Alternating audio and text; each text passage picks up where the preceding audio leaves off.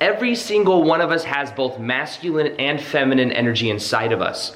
Now, one of the problems that I see with masculinity in general is a lot of men that become spiritual many times will become beta males. In this video, I'm going to show you why that is, how to have healthy masculinity, and how to be both spiritual and masculine at the same time, while also healing the wounds that may come up in the masculine or the feminine growing up. Welcome back to another video. My name's Aaron and I help people expand their consciousness. Now in this video, we're gonna be going deep on understanding how to have healthy masculinity and why and how to go from being more of a beta male to more, you could in a way say it's more alpha, but in a way just how not to be beta. Because there's this connotation in society that when we are alpha, it means we're like, you know, with the rod, and we're like, just like angry and telling people what to do. And there's like this, almost this polarity. It's either you're a really, really nice beta male that wants to do everything for everyone else and just wants to please everyone, or you're this alpha male that's got like this chip on the shoulder and is like very angry. And the part of this is understanding one's more healthy. Well, not that one's more healthy, but there's a middle way that is healthy. And both ways though, if it's extreme alpha or extreme beta or alpha in general, there are shadow sides to each of those depending on the energy. Now, let me explain why I think many men and you can use this for either way. I understand as well there may be some people in same-sex relationships, and normally in same-sex relationships there'll be polarity. Normally, if there's a sexual attraction, there will be some type of polarity, which means that one person will have more of a masculine frame and one will have more of a feminine frame. So this works either way, but just in general, I'm going to use the word men a lot when I talk about this, just to keep it simple. When we talk about beta males, one of the things that's happened is a beta male is somebody that's kind of, think about as the alpha is the leader and the beta male is the one that's following. Now, the problem with being a beta male is that how you do one thing in life is how you do everything. So if in life you are a beta male, what that means is that you are following in your life and you don't necessarily have a vision for yourself or something that you're moving towards, or the energy with which you do things is very safe. You very much play it safe and you don't have a frame that is strong. And let me say as well that I've gone through waves of my life where I am more beta, and then waves in my life where I am more alpha. And the way that I've learned to kind of be with this is understanding my own energy and also understanding the shadow side of myself, because for a long period of my life, I was I grew up being what is called a people pleaser, mainly because of how I grew up. And you know, many of you may know my story, but I'll explain a little bit more of that in a minute and how that correlates with masculinity. But masculinity in general, what I'm learning is I used to think to myself, like when I first became spiritual, I became very feminine. And one of the reasons being is because I was like, oh, like money, society, all of these things, social conditioning. I became very resistant towards it. But a lot of me, I realized, was like, I was meditating a lot. I was like watering plants, you know, things that aren't, not necessarily don't make someone feminine. But I do realize that I was like, oh, there's feminine and masculine energy inside of us. And I was definitely not polarized anymore.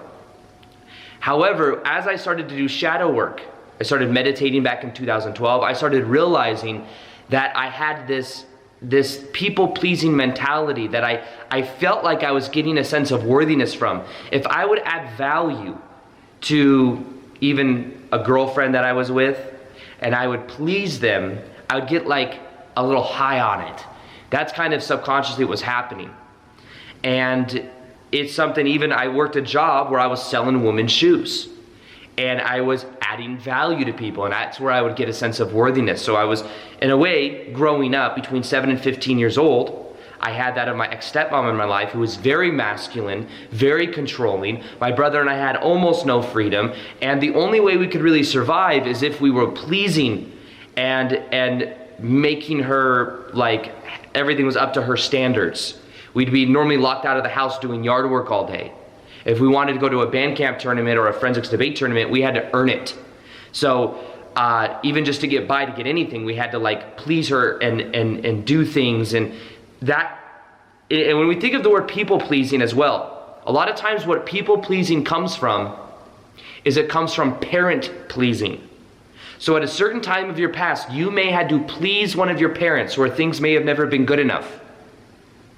And what happened is as you were focused on pleasing them, you would either then get rewarded or not rewarded for your actions, which normally if you're not pleasing them, then love was withheld from you. And then what happens is going into society, what then happens is then you're like, well, if I want to be worthy, then I need to, and I want to be loved, I want you to give me love, then I need to please you. And then there's this pattern that happens, and it's more of especially as a masculine frame, a leading masculine energy, that may cause a shadow aspect within you. Because then what you do is you assume that as I add value to the people that I'm dating, then they're going to like that and they're going to give me love. However, the more you do research on this and the more you look into what actually attracts women or the feminine frame, the more you'll find out that the more people pleaser you are, the more you have that kind of energy, the more it actually turns them off sexually. And the more it actually just turns them off in general.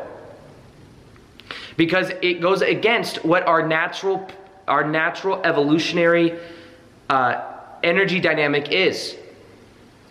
Naturally, what the masculine frame is all about is it's about leading, having a direction, having boundaries.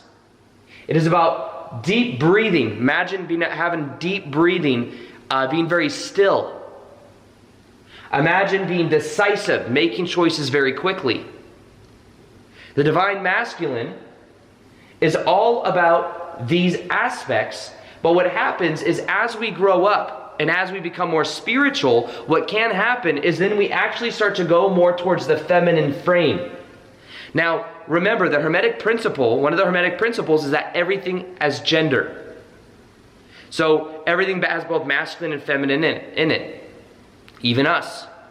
The problem is that as we grow up, we may have been shunned for something we wanted to do, for a vision that we had. One of our parents may have put us down, and when that happened, we then stopped leading, going in a certain direction, and we started to play it safe. And as we start to play it safe, we start to develop that, and we say that that's part of our personality. Now, the problem with this is if you look back to maybe like caveman days, the men would go out and go hunting and gather the food. And on the other side of that, the feminine would relax. The feminine would relax and be like, okay, the food is taken care of. I can chill out. I have a relationship with all the other feminine people here in the village or in the tribe. They can express themselves. They are driven by emotion. They crave love and safety. Very intuitive. Wants to feel love, whereas normally the divine masculine will want to win or want to accomplish. Now, we all have energies inside of us of this. Now, what happens a lot of times is we may then move into our life and go through a spiritual awakening and then come out of the other end and become more beta or just more feminine. Now, there's nothing wrong with embracing the feminine. It's actually very strong to be very vulnerable. The problem of this, though, is that if I see this, the most common problem that I see with spiritual men when it comes to attracting women is their level of polarity with masculinity and femininity. A lot of times very spiritual men will be very feminine.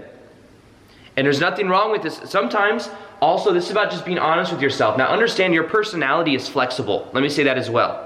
Your personality is flexible. Who you think you are right now could be different in a couple of years by you embodying a new sense of energy, a new way of being. Remember what Dr. Joe Dispenza says is your personality creates your personal reality. But your personality is what you think, feel, and do. You can change that in a moment. Now, the thing that I realized with myself is I had a shadow aspect of my masculinity because I was a people pleaser growing up and a people pleaser for a big part of my life. But what the people pleaser does is a people pleaser gets a sense of significance from adding value, a significance from pleasing. And the thing is that when the masculine, it's actually a wounded feminine part of that when somebody becomes a people pleaser. Basically what happens is when we grow up, whatever we don't necessarily get growing up, sometimes we'll then take that on so that we can then embody it in ourselves, sometimes even as a protection mechanism. So growing up, because I didn't have a relationship with my real mom until I was 15, because my ex-stepmom was in the picture, and she was kind of brainwashing my brother and I then started to nurture myself. I felt unworthy, I felt a lack of boundary, I felt indecisive, I felt like a people pleaser. So in a way, that was my way of kind of like emphasizing this energy that I lacked growing up. I've seen other women that may, or feminine energy that may take on more of a masculine frame because maybe they don't trust the masculine in their life. Maybe they couldn't trust someone in their life, someone in their family, or something that they witnessed growing up. And then they're like, I need to embody this masculine energy now in order for me to survive. So it works both ways. The key to the masculine, though, is understanding that if you want to heal the beta inside of you, realize that playing it safe is a huge risk. Because when you're playing it safe, you are going to do the same thing every day and therefore get the same result every day. And it's going to put you in a place where it's almost even more dangerous than a lot of other things, because it's almost like you don't know. It's like you're in hot water and it's starting to be heated up more and more until it boils, but you're in it and you don't realize it. It's like if you put a frog in boiling water, it'll jump out, but if you put a frog in lukewarm water, it won't know it's in it, and then it'll boil itself to death. It's kind of the same thing. So the problem with beta males, if you realize that what's more natural for you, that would feel better for you, is for you to have more masculine polarity inside of you, is to start to have more of a vision, to start to have a direction that you go in, to start create freedom for yourself, and to start to have boundaries for that. Be okay with creating tension. Tension does not have to be negative, but by creating tension in your life, what this means is, like with the feminine, you create tension because you create this vision that you have, this boundary that you have, and then people can feel that. And the feminine wants to relax in that vision, and sometimes the feminine will even, it's called a shit test. Will shit test you to see if you're really clear on your vision and your own masculinity. And if you fail it and you're like, oh, then guess what? They can feel that too. But sometimes all you have to do to realize this is to first off understand, why are you a beta?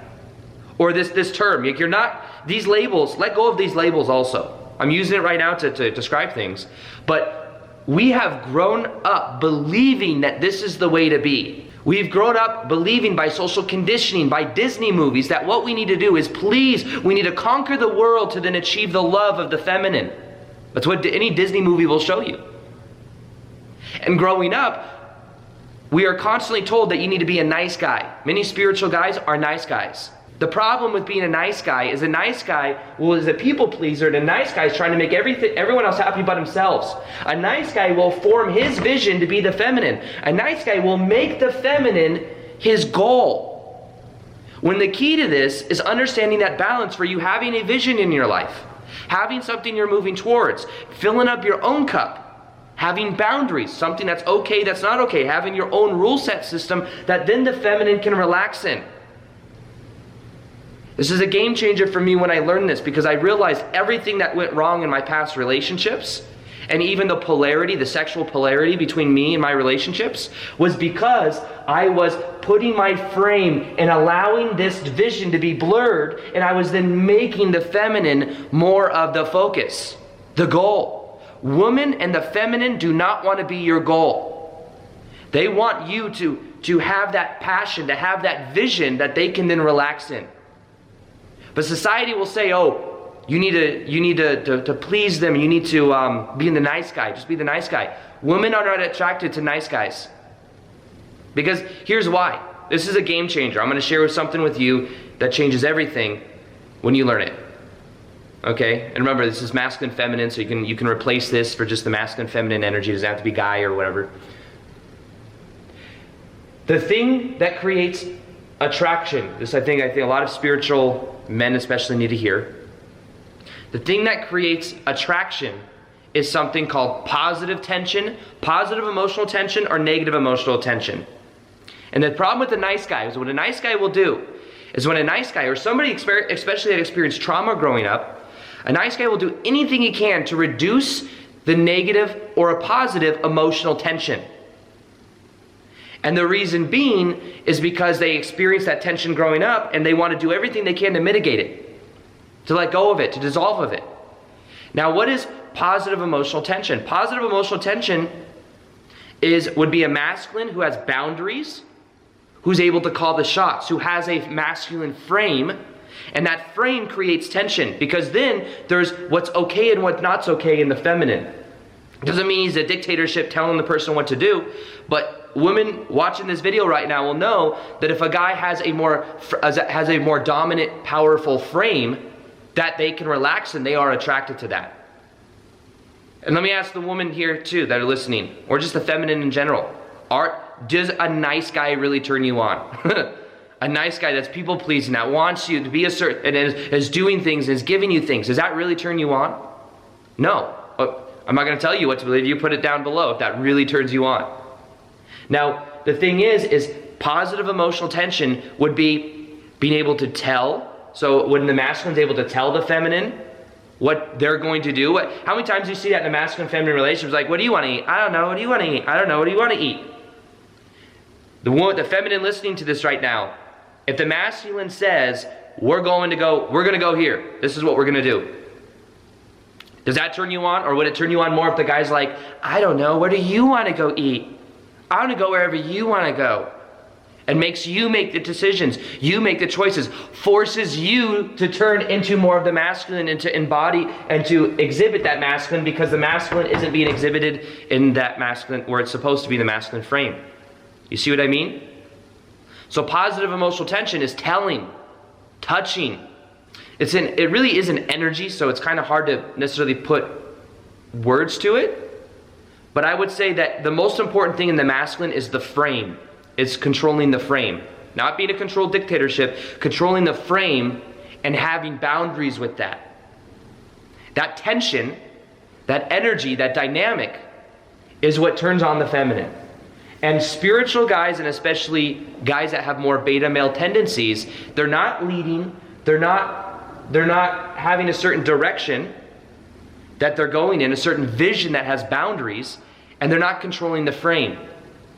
So the thing that I would say that helps heal this is, first off, give yourself the love. If you're a people pleaser, then maybe you need to give yourself more of the feminine love in a meditation or something like that. That's one thing that I did, and that helped to heal.